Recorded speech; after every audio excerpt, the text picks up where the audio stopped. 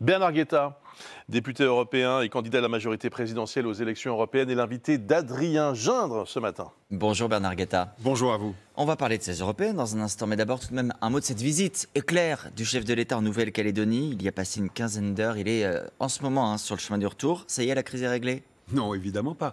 Évidemment pas, parce qu'une crise comme celle-là, il n'y a pas de baguette magique. On ne peut pas. Même pas quand on est chef de l'État et qu'on se déplace. Même pas quand on est chef de l'État, même pas quand on est pape. Si vous voulez forcer les choses, essayer de résoudre justement à coup de je décide, etc., ça ne peut pas marcher. C'est pas ce qu'a voulu faire le chef de l'État. Pas du tout, bien au contraire. Il a voulu apaiser la situation. Il a voulu que les portes se rouvrent. Il a voulu inciter à la reprise du dialogue. Et en un mois, pour le coup, il n'y a pas de baguette magique, donc dans un mois, il y aura une solution par miracle? Dans un mois, il y aura, c'est ce qu'il faut espérer, la reprise d'un dialogue qui peut apporter des solutions et un apaisement.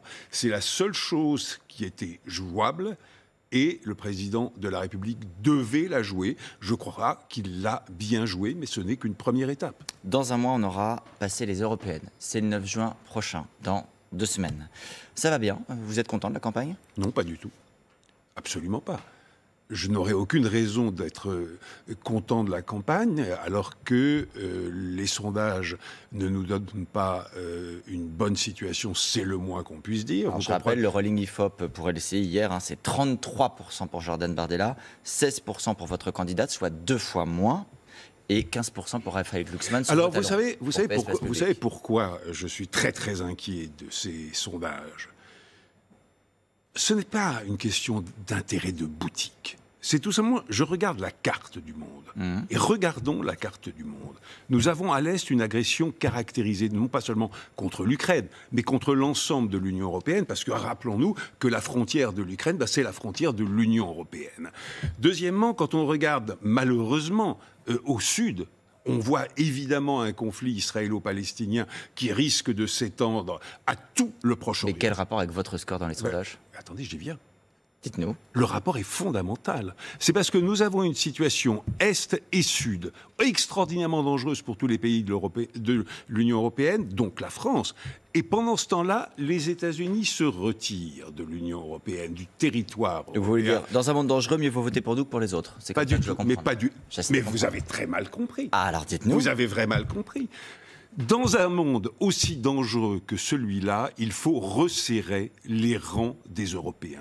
Dans un monde aussi dangereux que celui-là, il faut développer à vitesse grand V, parce que nous sommes très en retard, une défense européenne, parce que nous n'aurons bientôt plus de défense américaine. Dans un monde comme celui-là, il faut bâtir des stratégies industrielles communes. Dans un monde comme celui-là, il faut évidemment avoir un budget européen plus important pour pouvoir investir en commun. Avec vous et pas le pied sur le frein. Je n'aime pas l'expression plus d'Europe. Je vais vous dire pourquoi. Parce que plus d'Europe, en soi, ça ne veut rien. Le slogan et le nom de votre liste, c'est besoin d'Europe. Besoin d'Europe, c'est pas la même chose. Mais pas du tout. Alors, vraiment. Mais le slogan du Rassemblement national, c'est la France revient. Voilà, on a la différence. Ne vous ruez pas pour tirer des conclusions. Non, c'est vraiment... Nous avons une situation internationale extrêmement grave et nous avons un monsieur Bardella qui nous dit « ce sont des élections de mi-mandat ». Mais monsieur Bardella, regardez la situation du monde. Ce ne sont pas des élections de mi-mandat. Nous ne réglons pas le problème de la retraite, des problèmes extrêmement importants, mais qui, eux, sont des problèmes... Une seconde. Mais qui, eux, sont des problèmes franco-français. Nous avons à régler les problèmes européens. Bernard Guetta, quand vous dites ça, est-ce que pour vous, c'est une manière de dire « et donc, le chef de l'État doit ou ne doit pas s'impliquer dans cette campagne ?» C'est un peu l'Arlésienne, ça fait des semaines, ça fait des mois qu'on dit « va-t-il ou pas s'impliquer dans la campagne européenne ?»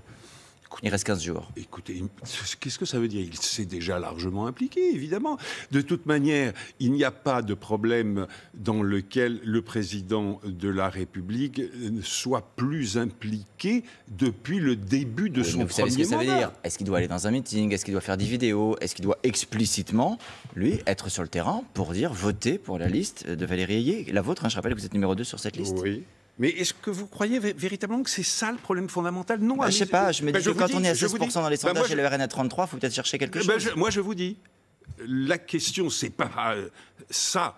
La question est ce que nous pouvons faire prendre conscience à nos concitoyens qui veulent voter aujourd'hui pour M. Bardella que ce ne sont pas des élections de mi-mandat, que nous avons besoin, vraiment, mais un besoin vital de sécurité, de resserrer les rangs de l'Union. Et pas d'être sur les sujets nationaux, bien compris.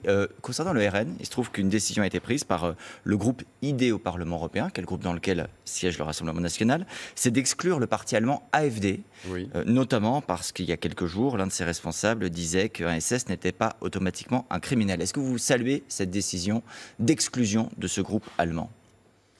Mais je ne salue pas, je me rends compte qu'une fois encore, comme tout, sur tous les sujets, le Rassemblement national dit tout et n'importe quoi. Hier, ce même parti, dont les dirigeants disaient exactement la même chose, Vous avez entendu Jordan Bardella dire qu'un SS n'était pas un criminel ? Non, ce même parti, l'AfD, pas le oui, Rassemblement. donc c'est pas, vous dites que le RN dit tout et son contraire. Non. Il n'a pas dit ça. Le RN dit tout et son contraire parce que hier, son allié, ou ex-allié maintenant, allemand, disait exactement cela. Vous m'avez entendu, là, vous m'avez compris. Le RN a tardé à réagir, si là j'ai bien C'est compris. plus que ça, c'est qu'il change d'avis en fonction de ses intérêts électoraux. Quand est-ce qu'on peut croire le Rassemblement national ?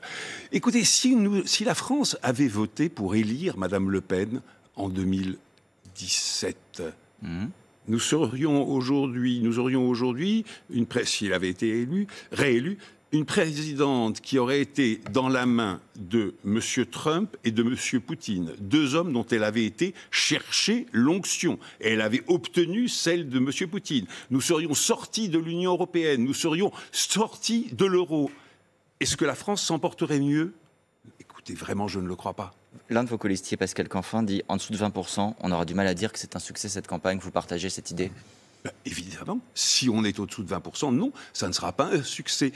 Mais beaucoup plus grave que l'insuccès, ce sera un très très grand danger pour l'Union européenne, parce que si la voix de la France est affaiblie au Conseil européen, c'est-à-dire le Cénacle des 27 dirigeants nationaux, qui sont les autres grands hommes d'État aujourd'hui dans l'Union européenne ? Pour ma part, je n'en vois pas. Merci beaucoup Bernard Guetta d'avoir été prie. sur TF1 pour défendre ce matin la candidature de Valérie Ayé pour le 9 juin prochain. La suite, c'est avec vous Bruce.